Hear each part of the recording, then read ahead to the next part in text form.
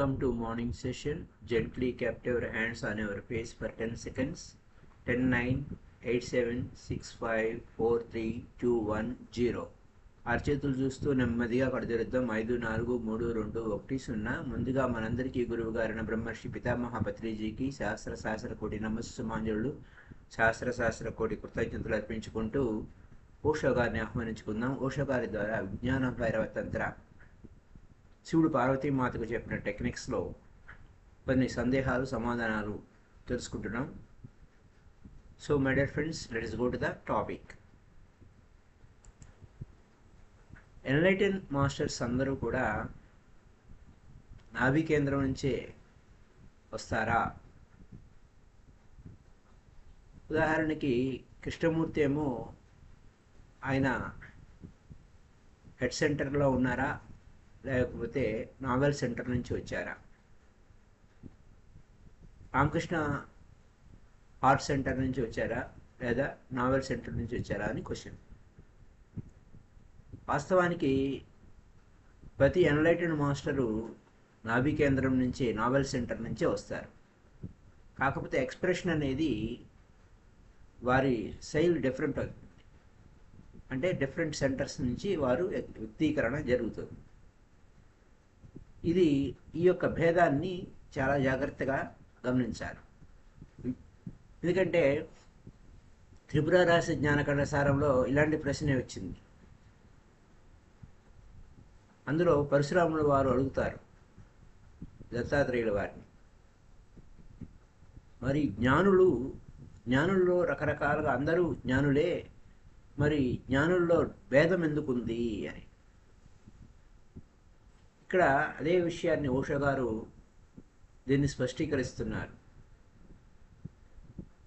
అందరూ enlighten masters అంతా కూడా నావెల్ సెంటర్ నుంచే, అంటే ఆ నాభి కేంద్రం నుంచే వారు అక్కడి నుంచే వస్తారు. కాకపోతే ఎక్స్ప్రెషన్ డిఫరెంట్గా ఉంటుంది, వ్యక్తీకరణ. ఇంకా నావెల్ సెంటర్ లేకుండా వారు ఎన్లైటెన్ అయితే కారు, పాసిబిలిటీ లేదు.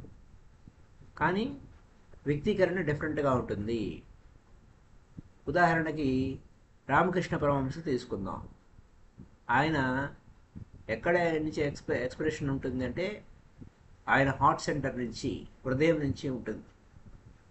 ఆయన హార్ట్ సెంటరే వెహికల్గా వాడతారు మెసేజెస్. ఆయన తన ఎక్కడ నావెల్ సెంటర్లో, అంటే ఆ నాభి కేంద్రంలో తాను కనుగొన్నది హృదయం ద్వారా ఎక్స్ప్రెషన్ ఉంటుంది. హృదయం ద్వారా ఎక్స్ప్రెషన్ అంటే పాటలు పాడటం ద్వారా, డ్యాన్స్ చేయటం ద్వారా.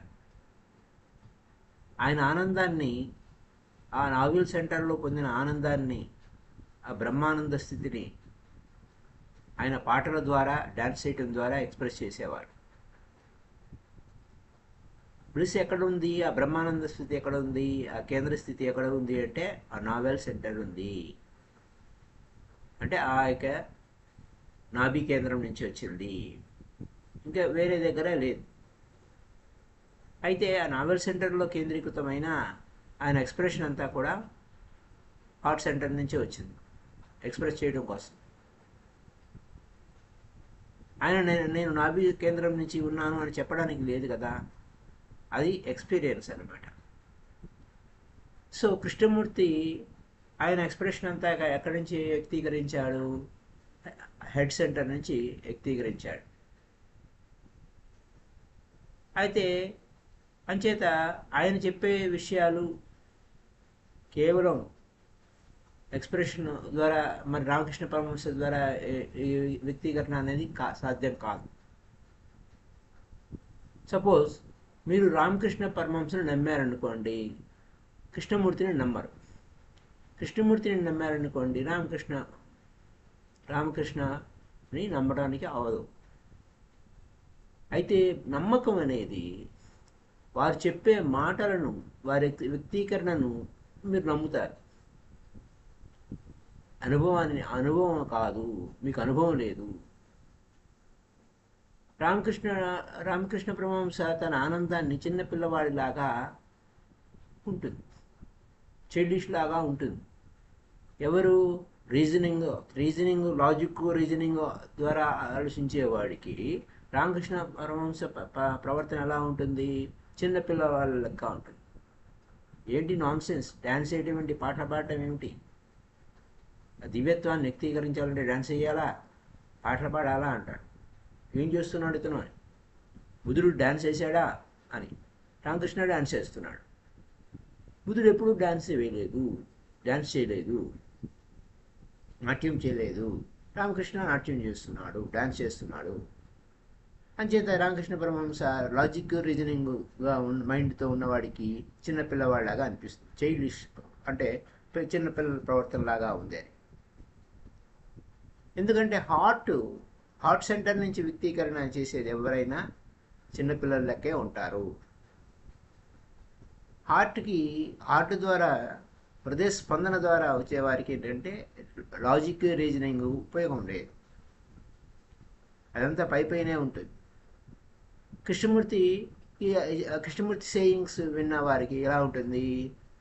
ఆయన ఎక్స్పీరియన్స్ అంటే కృష్ణమూర్తి ఎక్స్పీరియన్స్, రామకృష్ణ పరమహంస ఎక్స్పీరియన్స్, లేదా ఏ మాస్టర్ ఎక్స్పీరియన్స్ అయినా నావెల్ సెంటర్లో అనుభవం పొంది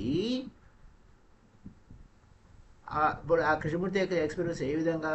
రామకృష్ణ పరమహంస ఎక్స్పీరియన్స్ కానీ, చైతన్య ఎక్స్పీరియన్స్ కానీ, చైతన్య ప్రభు ఎక్స్పీరియన్స్ కానీ, మీరాబాయి ఎక్స్పీరియన్స్ కానీ నావెల్ సెంటర్ నుంచే ఉంటుంది. కానీ వ్యక్తీకరణ భిన్నంగా ఉంటుంది. అయితే ఈ పర్సన్ హెడ్ సెంటర్ అనుకోండి, అది ఆయన ఎక్స్ప్లెనేషన్ చేస్తూ ఉంటాడు. ఇలా ఉంటుంది ఎక్స్ప్రెషన్ అనేది రీజనింగ్లో ఉంటుంది. ఒకవేళ కృష్ణమూర్తి చూశారనుకోండి, అప్పుడు రామకృష్ణ ఏమంటాడు? రావయ్యా, డాన్స్ చేద్దాము, నాట్యం చేద్దాము, టైం ఎందుకు వేస్ట్ చేస్తావు, ఊరికి మాటలు ఎందుకు చెప్తావు, డాన్స్ చేద్దాం రా, అప్పుడు చాలా ఈజీగా ఉంటుంది ఇంకా అని అంటాడు. బాగా డీప్గా వెళ్ళచ్చు అని. కృష్ణమూర్తి ఏమంటాడు? అబ్బే డాన్స్ చేయడం ఏమిటి అని అంటాడు. అయితే డ్యాన్స్ చేయడం ఏమిటి అని. ఆ డ్యాన్స్ చేయడం వల్ల హిప్నటైజ్ అవుతావు. నో అలా హిప్నటైజ్ అయిపోయి మర్చిపోతే మనకెలా కుదురుతుంది? అలా డ్యాన్స్ చేయొద్దు అంటాడు. ఎనలైజ్ చెయ్యి, రీజనింగ్ చెయ్యి, అవేర్గా ఉండు, కారణం ఏమిటి, అదేమిటి, ఇదేమిటి అని విచారణ చెయ్యి, ఇవన్నీ చెప్పుకుంటూ వస్తాడు. ఇది డిఫరెంట్ సెంటర్స్. ఎక్స్ప్రెషన్లో, వ్యక్తీకరణలో అందరూ జ్ఞానులైనప్పటికీ ఒక్కొక్కరు ఒక్కొక్క విధంగా వ్యక్తీకరణ చేస్తారు. ఎక్స్పీరియన్స్ సేమే, జ్ఞానుల యొక్క ఎక్స్పీరియన్స్ అనుభవం ద్వారా పొందింది సేమే, కానీ ఎక్స్ప్రెషన్ అనేది, వ్యక్తీకరణ అనేది భిన్నంగా ఉంటుంది. కొంతమంది పెయింటింగ్ వేస్తారు. వారు పొందిన అనుభవాన్ని, ఆ బ్రహ్మానంద స్థితిని పెయింటింగ్ వేస్తారు. జన్మాస్టర్స్ ఏం చేస్తారు? పెయింట్ చేస్తారు. వారి అనుభవాన్ని పెయింటింగ్ ద్వారా వ్యక్తీకరణిస్తారు. వారు ఎన్లైటన్ అవ్వంగానే వాళ్ళు పెయింట్ వేయడం మొదలు పెడతారు. పెయింట్ చేస్తారు, అంటే చిత్రం ద్వారా. అంతే. వాళ్ళు ఏం చెప్పరు, ఏం మాట్లాడరు, పెయింట్ చేస్తారు అంతే. ద ఋషీసు, సేజెస్ ఆఫ్ ఉపనిషత్ వాళ్ళు కవిత్వంలో చెప్పేవాడు. ఉపనిషత్తు ఋషులు, ఆ యొక్క యోగులు, వాళ్ళు ఏం చెప్పేవాడు అంటే బ్యూటిఫుల్ పొయిటరీలో చెప్పేవాడు. వాళ్ళు ఎన్లైటన్ అయితే వాళ్ళు చక్కగా కవిత్వం చెప్పేవాడు. చైతన్య ప్రభు ఏం చేసేవాడు? డ్యాన్స్ చేసేవాడు. రామకృష్ణ ఏం చేసేవాడు? పాటలు పాడేవాడు. బుద్ధుడు, మహావీరుడు ఏం చెప్పేవాళ్ళు? వాళ్ళు ఎక్స్ప్లెయిన్ చేసేవాడు. వారు ఏమైతే వారు పొందిన అనుభవాన్ని, వారి ఎక్స్పీరియన్స్ని ఎక్స్ప్లెయిన్ చేసేవారు, వ్యక్తీకరించేవారు, వివరించేవారు.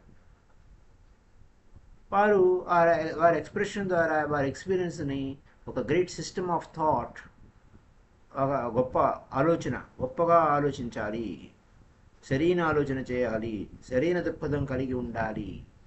అలా ఒక సిస్టమేటిక్గా వారి ఆలోచన సంవిధానాన్ని వ్యక్తీకరించారు. కానీ ఎక్స్పీరియన్స్ సేమ్ అక్కడ. But the experience is neither. అనుభవంలో నువ్వు రీజనింగ్గా లేకపోతే ఎమోషనలా ఏమి ఉండదు. ఆ రెండింటికి అతీతంగా ఉంటుంది. కొంతమంది ఉంటారు ఆ రెండింటి ద్వారా కూడా ఎక్స్ప్రెస్ చేస్తూ ఉంటారు, బోత్ సెంటర్స్ని కూడా వినియోగిస్తూ ఉంటారు. ఎక్స్ప్రెషన్ మాత్రం హార్ట్ సెంటర్ ద్వారా కానీ లేదా హెడ్ సెంటర్ ద్వారా కానీ ఎక్స్ప్రెషన్ చేయాలి, అంటే వ్యక్తీకరణ చేయాలి, వారి అనుభవాన్ని ఎక్స్ప్లెయిన్ చేయాలి. అంటే అది అనుభవాన్ని ఎక్స్ప్లెయిన్ చేయడం అంటే హార్ట్ సెంటర్ ద్వారా ఎక్స్ప్లెయినేషన్ ఏమి ఉండదు, మాటలు ఏమి ఉండవు, డాన్స్ చేయటము పాటలు పాడటమే ఉంటుంది. అయితే ఇక్కడేమి మాటల ద్వారా ఎక్స్ప్రెషన్ చేస్తే హెడ్ సెంటర్ ద్వారా. అంటే ఎక్స్ప్రెషన్ అంటే వ్యక్తీకరణ జన్ మాస్టర్ ఏం చేశాడు, పెయింటింగ్ వేశాడు. అయితే మనకి చాలామంది కృష్ణమూర్తులు దొరుకుతారు, చాలామంది రామకృష్ణ దొరుకుతారు, కానీ ఇద్దరు కలబోసిన వాడు దొరకడం కొంతమంది, రెండు కలిసిన పర్సన్ కొంతమంది ఉంటారు. అయితే some times does it happen person can express through both centres. అలా రెండు సెంటర్స్ నుంచి అటు రామకృష్ణ లాగా ఇటు కృష్ణమూర్తి లాగా చేసేవారిని చూసేసరికి కన్ఫ్యూజన్ అవుతారు. కన్ఫ్యూజన్ అప్పుడు అలాంటి వ్యక్తితో then you are never is with that man, because you cannot conceive anything relationship between the two. They appear contradictory, పరస్పర విరుద్ధంగా అనిపిస్తుంది. డాన్స్ చేయటువంటి పాటలు పాడటం ఒక పక్కన బుద్ధుడా మాట్లాడటం ఏమిటి, లేదా కృష్ణమూర్తిలాగా మాట్లాడటం ఏమిటి అని కన్ఫ్యూజన్ ఉంటుంది. సో అప్పుడు ఓషో గారు ఆయన ఏమంటారంటే, నేనేమి చెప్పినా నేను రీజనింగ్ ద్వారానే మాట్లాడతాను. సో కొంతమందికి చాలామందికి ఆ రేషనలిస్ట్కి హెడ్ ఓరియంటెడ్కి ఆ యొక్క కేవలం మేధాపరంగా ఉన్న వారికి నేను రీజనింగ్ చెప్పడం వలన వారు నన్ను అట్రాక్ట్ చేస్తారు. అలాగే నేను పాటలు పాడిస్తాను, డ్యాన్స్ చేపిస్తూ ఉంటాను. వాళ్ళు దానికి ఈ పాటలు ఏంటి, వీళ్ళు కొంతమంది పాటలు పాడిస్తున్నారేంటి, ఈ గురువు గారు ఓషో గారు డ్యాన్స్ చేపిస్తున్నారేమిటి కొంతమంది చేత అని వాళ్ళు అసౌకర్యంగా ఫీల్ అవుతారు. ఏమిటి ఇదంతా ఏమిటి అని. ఎందుకంటే అక్కడ కాంట్రడిక్షన్ ఉంటుంది. లాజిక్ రీజనింగ్కి ఆ పాటలు పాడటము లేకపోతే డ్యాన్స్ చేయటము అనే దానికి రిలేషన్షిప్ లేదు. కానీ డ్యాన్సింగ్ అంటే మాటలు మాట్లాడకుండా నాట్యం ద్వారా కూడా మాట్లాడతారు అన్న విషయం అది తెలియదు. అది మాటలు మాట్లాడటం కంటే డ్యాన్స్ చేయడం ద్వారా ఇంకా డీప్గా వ్యక్తీకరణ ఉంటుంది, సెన్స్ ఉంటుంది. రీజన్ కూడా మాట్లాడచ్చు, రీజన్ కూడా way of speaking some times very clear way. Reasoning అది డీప్గా వెళ్తుంది, కానీ స్పష్టంగా లాజిక్ రీజనింగ్ అనేది స్పష్టంగా ఉంటుంది. రెండు విధాలుగా వ్యక్తీకరణ చేయవచ్చు. ఇప్పుడు మీరు బుద్ధుని డ్యాన్స్ చేస్తే మీకు అస్సలు జీర్ణించుకోలే. మహావీరుడు ఫ్లూట్ వాయించాడనుకోండి, ఆయన నగ్నంగా నుంచుని ఫ్లూట్ కనుక ప్లే చేస్తే మీకు నిద్ర పట్టదు. ఏమైంది మహావీరుడికి అంటారు, ఆయన పిచ్చేమైనా పట్టిందా అని. ఒకవేళ కృష్ణమూర్తి ఫ్లూట్ చేశాడనుకోండి, కృష్ణమూర్తి కాదు కృష్ణుడు ఫ్లూట్ అంటే ఓకే. మహావీరుడు ఆ ఫ్లూటు ఆయన ఫ్లూటు దాంట్లో చేశాడనుకోండి, ఫ్లూటు ప్లే చేశాడనుకోండి, మీరు నమ్మశక్యం కాదు. ఫ్లూట్ మహావీరుడి చేతిలో ఉండటం ఏమిటి అంటారు. దాన్ని జీర్ణించుకోలేని వ్యవహారం, ఊహించుకోలేని వ్యవహారం. ఎందుకంటే రీజనింగ్ అనేది అక్కడ పరస్పర విరుద్ధంగా అనిపిస్తుంది మహావీరుడికి, కృష్ణుడికి, బుద్ధుడికి, చైతన్యుడికి.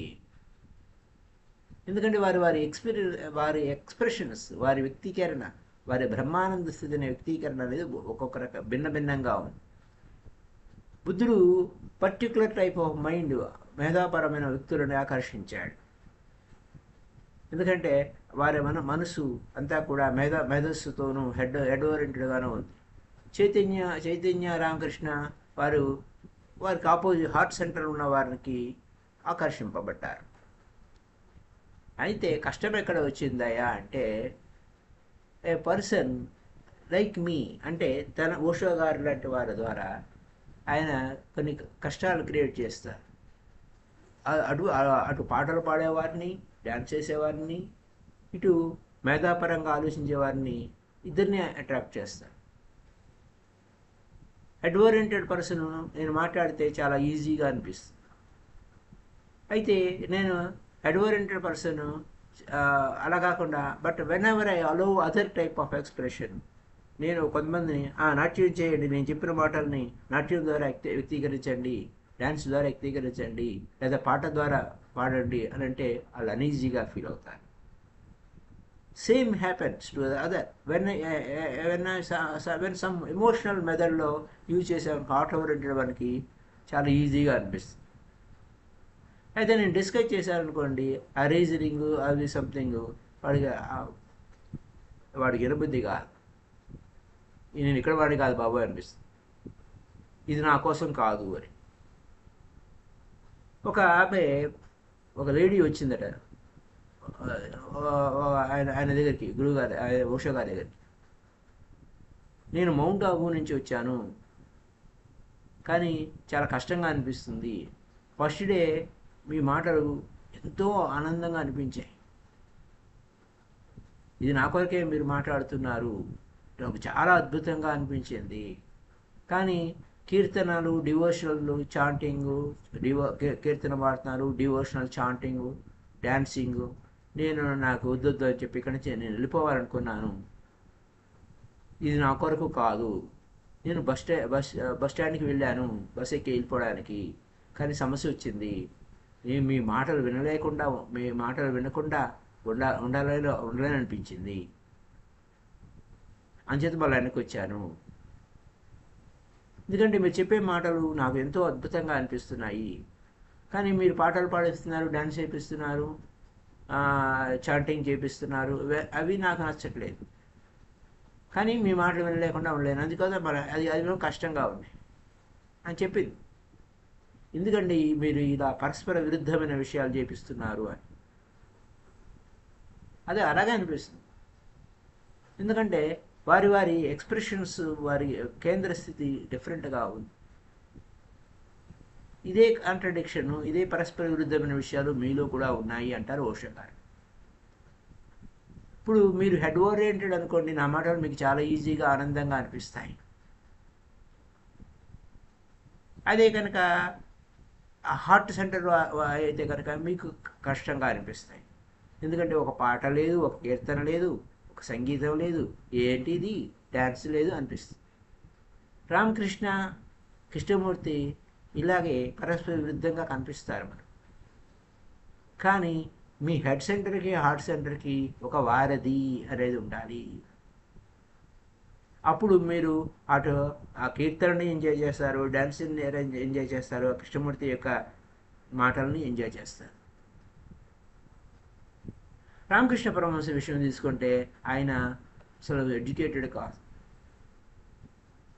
అంచేత రీజనింగ్ అనేది ఆయనలో డెవలప్ కాలేదు. ఆయన హార్ట్ సెంటరు డెవలప్ అయింది. ఎందుకంటే ఇప్పుడు మనం డెవలప్ చేసుకోవాల్సింది నావెల్ సెంటర్ కాదు, ఆల్రెడీ మనం బుద్ధుళ్ళమే అన్న విషయాన్ని మనం చెప్పుకున్నాం.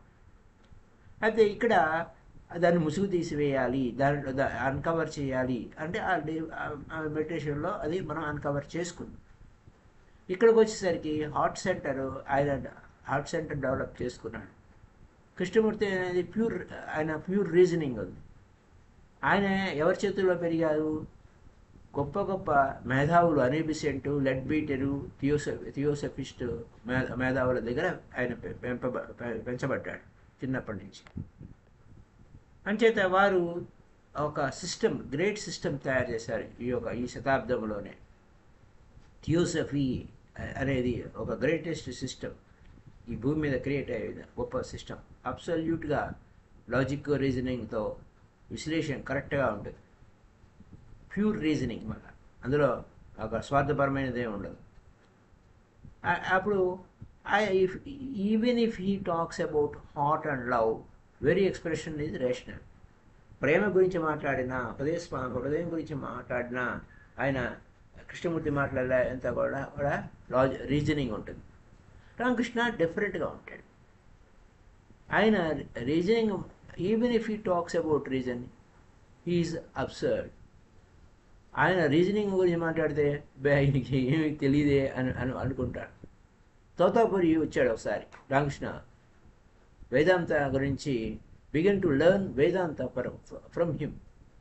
తోతాపురి దగ్గర నుంచి Ramakrishna begin to learn Vedanta from him. Totapuri దగ్గర నుంచి నేర్చుకోవడానికి ఉన్నాడు.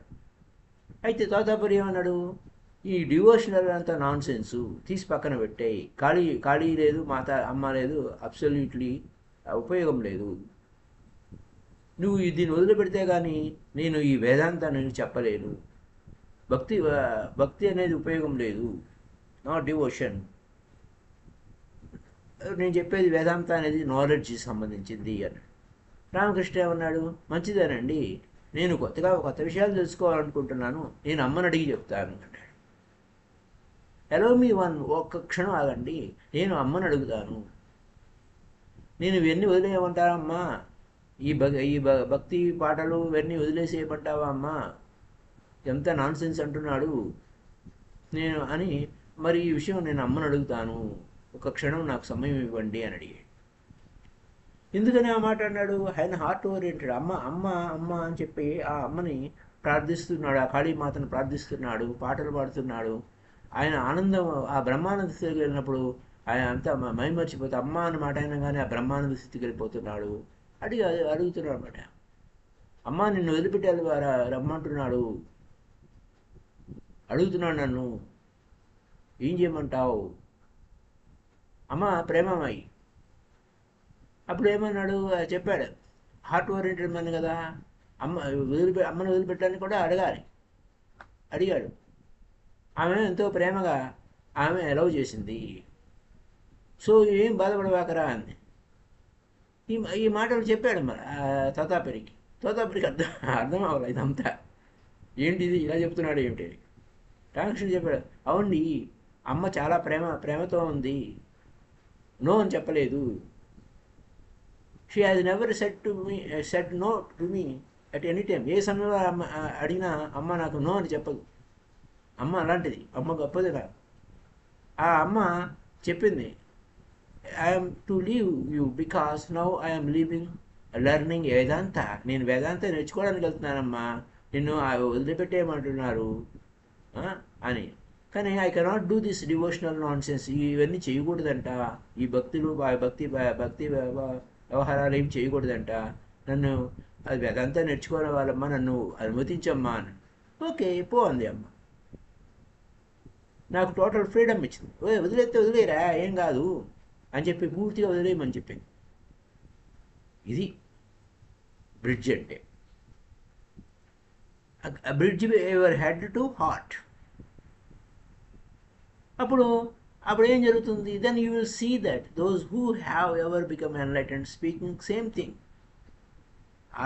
అమ్మ అని ఆ ఎన్లైటెండే, రామకృష్ణ పరమహంస ఎన్లైటెండే, మరి ఆ భక్తిభావంలో ఉన్నాడు. లేదా వేదాంతకి వెళ్తానంటే ఆ అమ్మని అడిగాడు, ఓకే అంది. ఆ డిఫరెన్స్ అంతే, లాంగ్వేజ్ తేడా, కానీ ఉన్నది ఒకటే, అది అక్కడ నా key point. So this is the things for this day. రేపటి నుంచి మనము మన కేంద్ర స్థితిలోకి టెక్నిక్స్ అన్నమాట, 3 టెక్నిక్స్ ఉంటాయి. 3 టెక్నిక్స్ పార్వతీమాతకు చెప్పిన 3 టెక్నిక్స్ ఏంటంటే, మన కేంద్ర స్థితిలోకి, మన నావెల్ సెంటర్లోకి వెళ్ళిపోవడానికి ఎలా వెళ్ళాలి. మనిషి జీవించేది కేంద్ర స్థితిలో లేడు కదా, ఆ కేంద్ర స్థితిలోకి ఎలా వెళ్ళాలి అనే పాయింట్ మీద. అయితే 3 టెక్నిక్స్ ఉంటాయి. ఆ 3 టెక్నిక్స్కి ఎక్స్ప్లెనేషన్ చెప్తారు.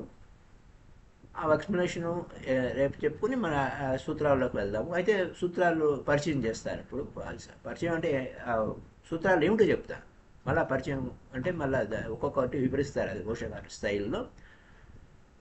ముఖం మీద ఉన్న 7 ఓపెనింగ్స్, 2 కళ్ళు, 2 చెవులు, 2 ముక్కు రంధ్రాలు, నోరు.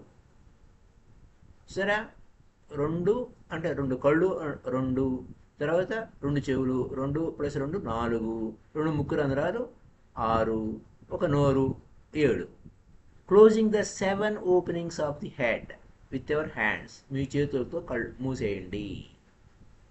The space between ever eyes become all inclusive. ఆఖరికి ఆ కళ్ళు కూడా కళ్ళు మూసేసేయండి. కళ్ళు మామూలుగా చేతులతో మూయాల్సిన అవసరం లేదు, మనమే మూసేసుకుంటాం. సో చేతులతో మూయండి 7 ఓపెనింగ్స్. అది ఏం జరుగుతుందో చూడండి. Number 1. Number 2, blessed one, as sense are observed in the heart, reach the centre of the lotus. అంటే ఆశీర్వదింపబడటం అనమాట. As senses are observed in the హార్ట్లో మన అన్ని మొత్తం అంతా అన్ని సెన్సెస్ అన్నీ కూడా హార్ట్ మీద దృష్టి పెట్టాలి, అక్కడ చేరుకోవాలి. అప్పుడు అలా చేరుకుంటే హృదయ కమలంలోకి మనం చేరుకుంటాము, అక్కడ మనం ఆశీర్వదింపబడతాము. అది అయితే మనసు ఉంది కదా, మనసు అన్మైండింగ్ మైండ్ అంటారు. ఆ అన్మైండింగ్ మైండ్ అంటే మనసులో గతంలో ఏమేమి చేసాం, ఎట్లా చేసాం, ఇంకా అది అంతా వివరణ అవుతుంది. కానీ సూత్రం టైటిల్ మాత్రం ఇలా ఉంటుంది, అన్మైండింగ్ మైండ్. మైండ్ అన్మైండింగ్ చేయడం ఏంటి అంటే దారం చుట్టాము మళ్ళీ దాన్ని పీసేయాలి అన్నట్టు. అలాగా మైండింగ్ చేయడం ఏంటి? కీప్ ఇన్ ద మిడిల్, మధ్య మార్గంలో ఎలా ఉండాలి, ఎంతవరకు ఉండాలి, ఇవి టెక్నిక్స్. ఈ టెక్నిక్స్ ఏమిటి అనేది మళ్ళీ మనం ముందు అసలు ఈ యొక్క కేంద్ర స్థితిలోకి మనం ఎలా వెళ్ళాలి, మెయిన్ ఈ 3 టెక్నిక్స్ యొక్క ఉద్దేశం ఏంటంటే మన కేంద్రంలోకి, మన ఇన్నర్ సెంటర్లోకి ఇన్నర్గా మనం లోపలికి ఇంకెంత బాగా వెళ్ళడానికి ఇవి ఉపయోగపడతాయి అయిన ఈ 3 టెక్నిక్స్ అనే దాని గురించి శివుడు పార్వతీమాతకి చెప్పాడు. అవి అంటే ఇవి 15, 16, 17, 112 కదా. 112లో 14 పాయింట్లు మనం చెప్పేసుకున్నాం, 14 టెక్నిక్లు. ఇప్పుడు 15, 16, 17 టెక్నిక్స్ రేపటి ఎపిసోడ్లో తెలుసుకుందాం. Thank you very much. Happy day to you all. Kindly like this video and share this video to all my dear friends. పౌర్ణమి ధ్యానం, 7 రోజుల పౌర్ణమి ధ్యానం. మొదటి రోజు మేషరాశి పౌర్ణమి ధ్యానం మొదటి రోజు. ఈరోజు 9వ తారీఖు ముగించుకున్నాం. రేపటి ఎపిసోడ్లో మళ్ళీ తిరిగి కలుసుకుందాం. Thank you. Happy day to you all.